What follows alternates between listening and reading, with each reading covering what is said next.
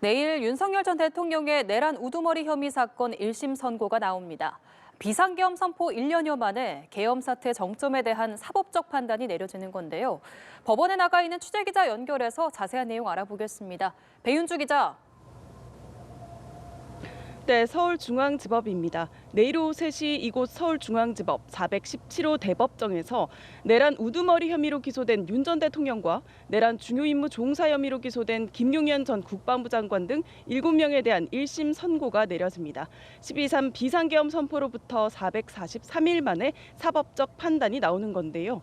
오늘은 설 연휴 마지막 날인 만큼 주요 선고 전날과는 달리 법원 주변은 한산한 분위기입니다. 오후가 되며 지지자 두어 명이 1인 시위하는 모습만 보이고 있습니다. 다만 법원은 내일 선고기일을 앞두고 인파가 몰릴 가능성에 대비해 청사 보안을 강화했습니다. 연휴 시작 전날인 지난 13일 오후부터 내일 자정까지 일부 출입구를 폐쇄했고요. 경내에서의 집회나 시위도 전면 금지했습니다. 법원 경내에 들어설 때는 강화된 보안 검색도 실시되고 있습니다.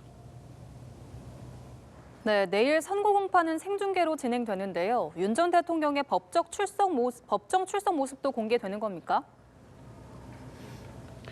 네, 내일 법정에서의 윤 전 대통령이 자신의 선고 결과를 듣는 모습 지켜볼 수 있을 전망입니다. 변호인단은 오늘 오전 언론 공지를 통해 윤 전 대통령이 내일 선고기일에 출석한다고 밝혔는데요. 변호인단은 또 변호인의 의견서 등 서면 제출은 모두 마쳤고 선고 전 별도의 입장문 발표나 기자회견은 계획하지 않고 있다고 설명했습니다. 내일 선고 공판은 지난달 윤 전 대통령의 공수처 체포 방해 혐의 1심 선고 때와 마찬가지로 생중계될 예정입니다. 법원이 공공의 이익과 국민의 알 권리를 고려해 중계를 허가한 걸로 보이는데 저희 연합뉴스TV에서도 선고 장면을 실시간으로 전해드릴 예정입니다. 내란 특검팀은 지난달 윤 전 대통령에게 법정 최고형인 사형을 구형했습니다. 사형 구형의 이유와 함께 내일 선고의 쟁점도 짚어주시죠. 네, 이번 재판의 핵심 쟁점은 12.3 비상계엄이 형법상 내란에 해당하는지입니다.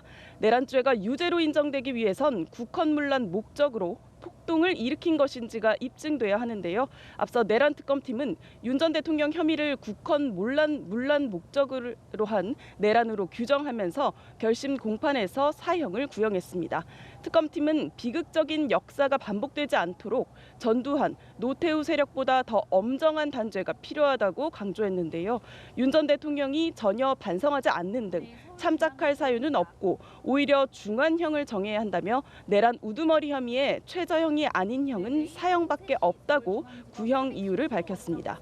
반면 윤 전 대통령은 계엄은 국헌문란 목적이 아니라 국민 계몽을 위한 통치행위였고 군경 투입은 질서 유지 목적이었다며 12.3 비상계엄은 내란이 아니란 논리를 펴왔는데요. 재판부가 누구의 주장에 손을 들어줄지 주목됩니다. 만약 1심 재판부가 사형을 선고한다면 전두환 전 대통령에 이어 헌정사상 두 번째 전직 대통령에 대한 사형 선고가 됩니다. 네, 앞서 한덕수 전 국무총리와 이상민 전 행정안전부 장관에 대해선 재판부가 비상계엄을 내란으로 인정을 했죠. 네, 앞서 한덕수 전 국무총리와 이상민 전 행안부 장관의 1심 재판부 모두 12.3 비상계엄이 내란이라고 인정했습니다. 한 전 총리 재판을 맡았던 서울중앙지법 형사합의 33부는 비상계엄을 위로부터의 내란이라고 규정했는데요. 이런 형태의 내란을 이른바 친위 쿠데타라고도 부른다고 짚으면서 내란에 가담한 한 전 총리에게 징역 23년을 선고했습니다. 이상민 전 장관에게 징역 7년을 내린 형사합의 32부 류경진 부장판사도 윤 전 대통령과 김용현 전 장관 등이 내란 행위를 일으켰다고 분명히 밝혔습니다. 이 같은 다른 재판부의 앞선 판단이 내일 직위원 재판부에는 어떤 영향을 줄지도 주목됩니다.